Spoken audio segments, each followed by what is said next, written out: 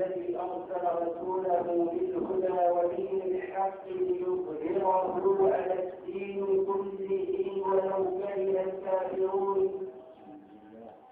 الحمد لله على نعمة الإسلام وكفى بها نعمة. الحمد لله على نعمة الإيمان. الحمد لله على نعمة القرآن. الحمد لله في المعافاة. اللهم لك الحمد كله رزقه وجده علانيته وسره، أوله وآخره ظاهره وباطنه. اللهم لك الحمد حتى ترضى، ولك الحمد إذا رضيت، ولك الحمد بعد الرضا. فلك المحامد والمدائح كلها بخواطري وجوارحي ولساني. ولقد مننت علي ربي بأنعم النار بشكر أقلهن يداني. الحمد لله الذي لم يتخذ ولدا ولم يكن له شريك في الملك ولم يكن له ولي من الذل وكبره تكبيرا. الله أكبر الله أكبر الله أكبر عدد ذنوبنا حتى تغفر. الله أكبر الله أكبر الله أكبر مما نخاف ونحذر. وأشهد أن لا إله إلا الله وحده صدق وعده ونصر عبده وأعز جنده وهزم الأحزاب وحده. لا إله إلا الله وحده لا شريك له، له الملك وله الحمد يحيي ويميت وهو حي لا يموت، بيده الخير وهو على كل شيء قدير.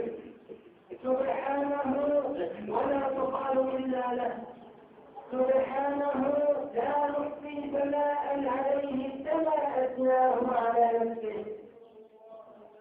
وأشهد أن سيدنا وحبيبنا وأستاذنا ومعلمنا وقدوتنا وشفيعنا يوم الزحام الأكبر، يوم لا ينفع مال ولا بنون إلا من أتى الله بقلب سليم. سيدي وحبيبي وأستاذي ومعلمي وقدوتي وحب فؤادي محمد بن عبد الله، عليه وعلى آله صلاة وسلاما دائمين متلازمين إلى يوم الدين. ثم أما بعد، فإن أصدق الحديث كتاب الله تعالى، وخير الهدي هدي محمد صلى الله عليه وسلم، وشر الأمور محدثاتها، وكل محدثة بدعة، وكل بدعة ضلالة، وكل ضلالة في النار. نعوذ بالله من النار وفعل أهل النار، ونسأل العزيز الغفار أن ينعم علينا بجنة الأبرار. يا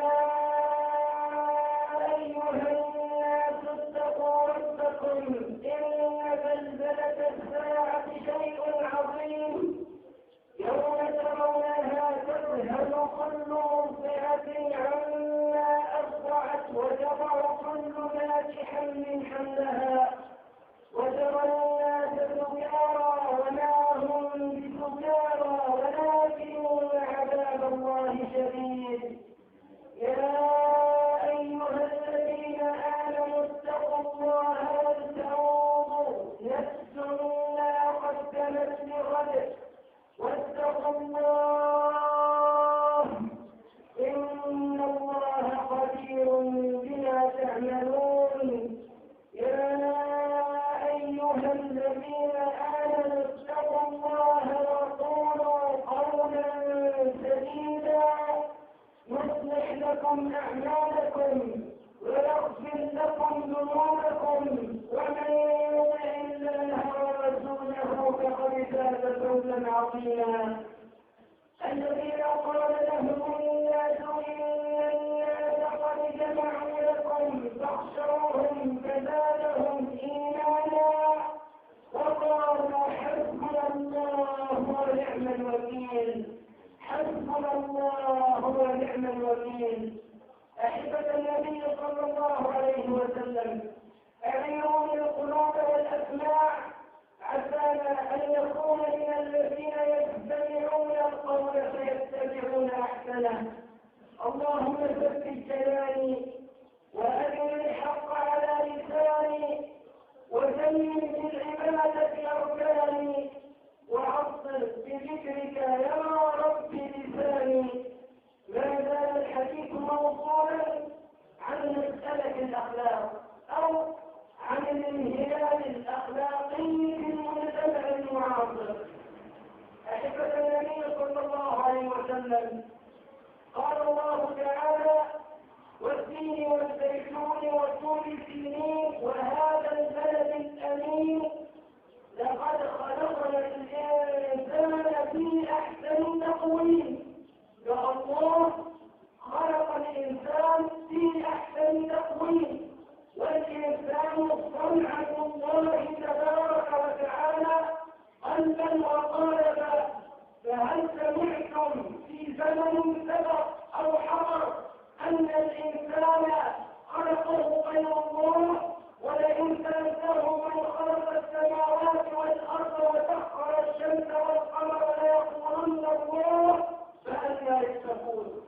الإنسان صنعة الله، والتين والزيتون وطور سينين وهذا البلد الأمين لقد خلقنا الإنسان في أحسن تقويم ثم رددناه أسفل سافلين.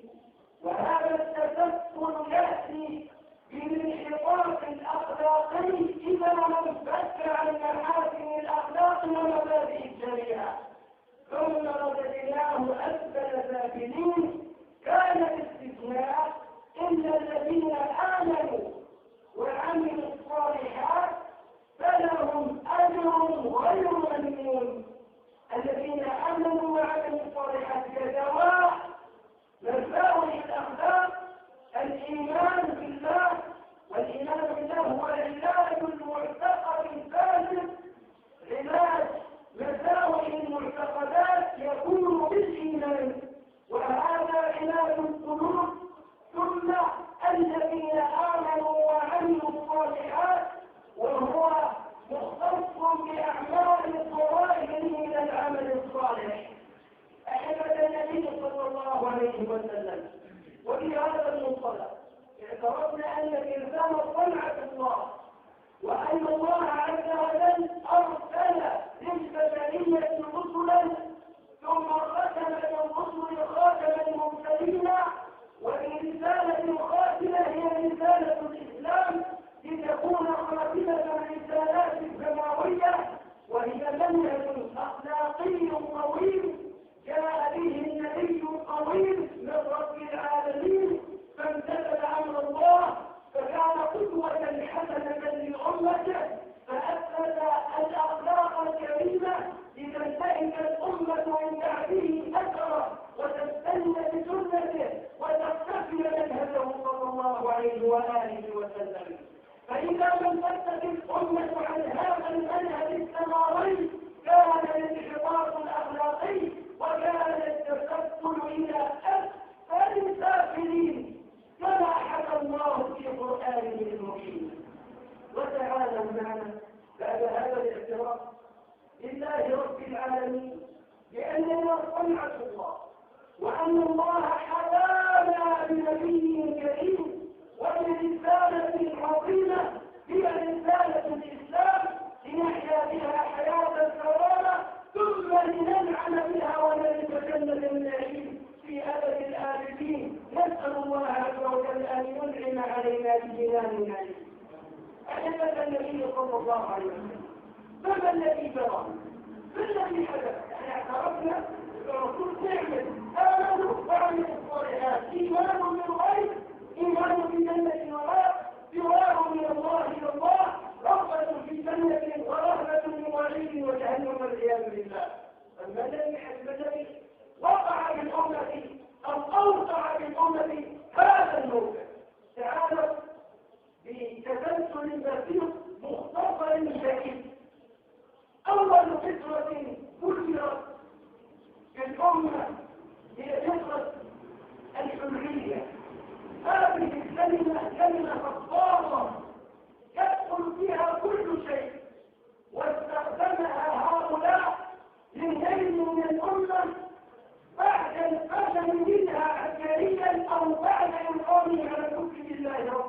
العالمين.